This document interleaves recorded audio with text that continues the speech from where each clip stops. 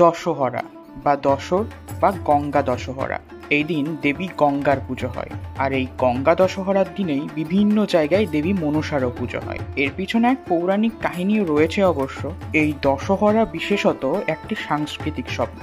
শাস্ত্রমতে জ্যৈষ্ঠ মাসের শুক্ল দশমীতে এই গঙ্গা দশেরা উৎসব পালিত হয়। আর এই দশহরার সাথেই দেবী মনসারও সম্পর্ক রয়েছে। মা মনসা হলেন বাংলার লৌকিক দেবী। মনসা মঙ্গল অনুসারে তিনি ভগবান শিবের মানস কন্যা এবং নাগরাজ বাসুকীর ভগিনী। বছরের বিভিন্ন সময় বিভিন্ন জায়গায় মনসা পুজো অনুষ্ঠিত হলেও জ্যৈষ্ঠ মাসের দশহরার দিনে মা মনসার বছরের প্রথম স্নানযাত্রা শুরু হয়। বর্ষার আগে তো সাধারণত সাপের উৎপাত খুব বেড়ে যায়, তাই এই দশহরার দিন মা মনসাকে পুজো করে সন্তুষ্ট করা হয়। আর বিভিন্ন জায়গায় দেবী মূর্তির পরিবর্তে ফণী মনসা গাছের ডাল দিয়েও দেবীর আরাধনা করা হয়।